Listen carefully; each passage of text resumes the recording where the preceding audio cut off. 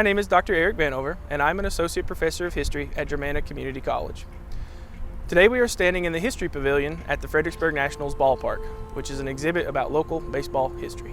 Baseball is often referred to as America's pastime.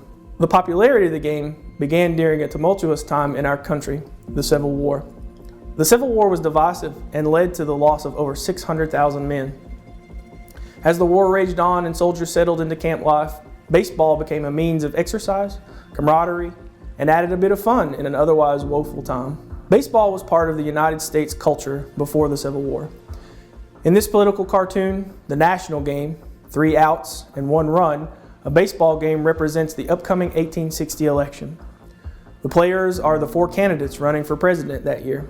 John Bell, the Constitutional Union Party candidate, Stephen Douglas, the Northern Democratic Party candidate, John C. Breckinridge, the Southern Democratic Party candidate, and Abraham Lincoln, the Republican Party candidate.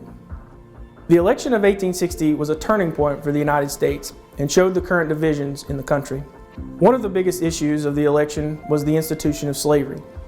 The acquisition of new territories from the Mexican-American War fueled a debate about what territories should allow slavery and what territories should be free. Both Northern and Southern politicians fought for laws that would benefit their state's interest and local economy. Throughout the 1850s, a series of compromises were made to appease both free states and slave states. Compromises such as the Fugitive Slave Act and the Kansas-Nebraska Act only fueled tensions. In the cartoon, each candidate is holding a baseball bat that represents their platform concerning the growth or suppression of slavery. Abraham Lincoln was a member of the Republican Party, which was formed in 1854. His campaign platform was to block the westward spread of slavery. John C. Breckinridge's bat supported slavery's extension. Stephen Douglas carried a states' rights bat of non-intervention.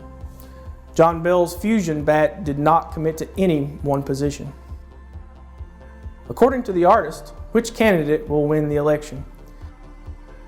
A. John Bell, B. Stephen Douglas, C. John C. Breckinridge, or D. Abraham Lincoln.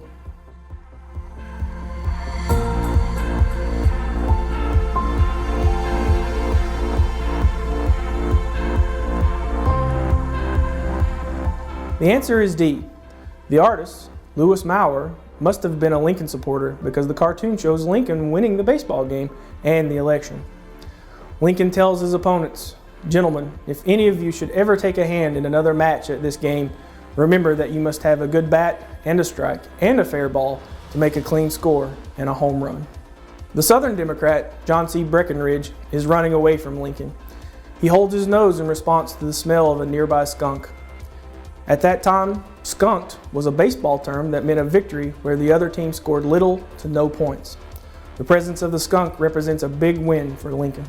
Southerners feared Lincoln might abolish slavery and were so against the Republican Party's platform that Lincoln wasn't even on the presidential ballot in some slave states. Yet Lincoln won the popular vote and the most votes in the Electoral College, making him the 16th president of the United States.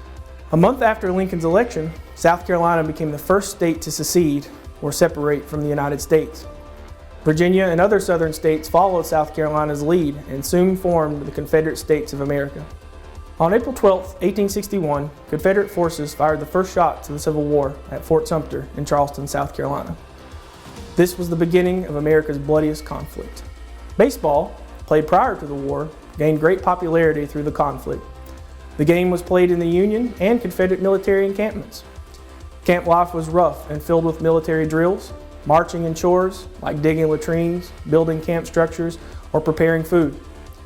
Baseball broke the boredom and the repetition that came with camp life and was played by both Union and Confederate soldiers.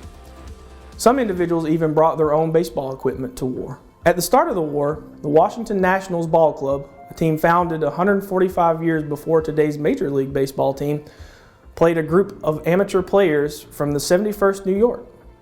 The 71st New York team defeated the Nationals with an ending score of 41-13.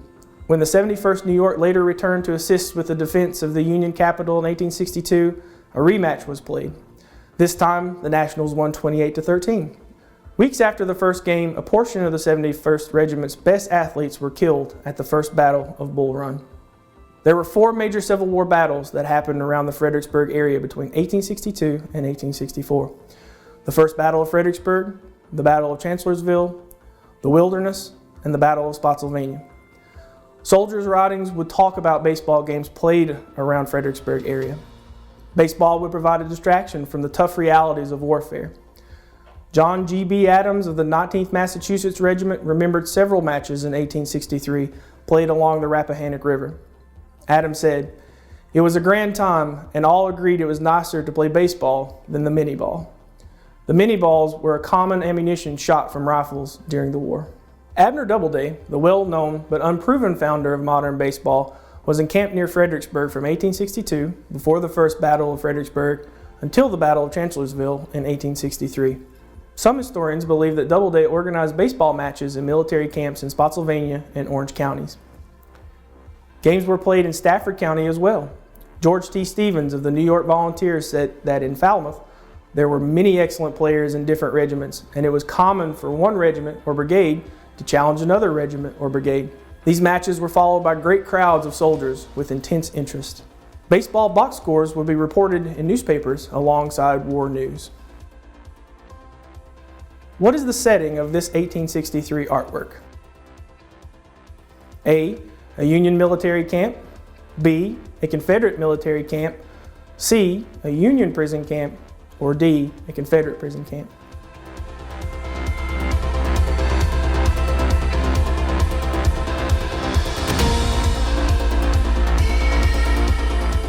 The answer is D. This artwork shows a baseball game at a Confederate prison in Salisbury, North Carolina. The artist, Otto Bodecher, was a Prussian immigrant and Union captain from the 68th New York Volunteer Infantry. He was captured by Confederates on March 29, 1862, around Manassas, Virginia. During his time at Salisbury, Bodecher created this drawing that showcased spectators watching a baseball game while a runner still second base. This image is idealized and does not tell the true story of what it was like in a prisoner of war camp. However, early prisoners of war played baseball as an escape from harsh conditions of prison life. As the war raged on and more soldiers were captured, Union and Confederate prison camps became overcrowded and unsanitary.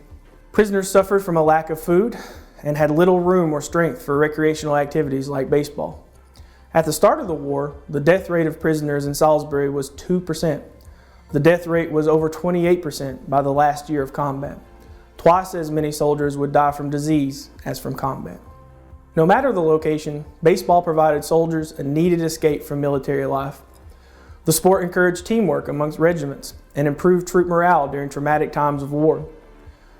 Baseball was played until the very end of the Civil War. Following General Robert E. Lee's surrender at Appomattox Courthouse, Confederate and Union soldiers played baseball to pass the time. Returning soldiers would help spread the game of baseball across the United States. How many baseball clubs were formed in Virginia a year after the Civil War? A, 2, B, 9, C, 11, or D, 25?